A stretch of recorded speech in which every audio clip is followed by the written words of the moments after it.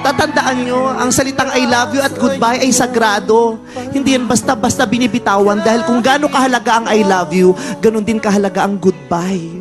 Kaya wag mong bibitawan ang salitang I love you at goodbye kung di mo naman kayang pangatawanan. Wag kang mag-I love you kung aalis ka din naman. At wag kang mag-goodbye kung babalik ka rin naman. Ayun naman.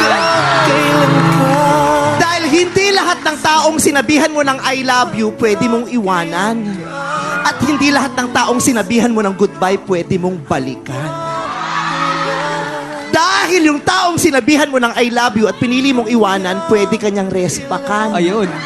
At yung taong sinabihan mo ng goodbye at gusto mong balikan, pwede kanyang saktan at gantihan. Kaya pag hindi tama ang paggamit ng I love you at goodbye, pwede mong pagsisihan.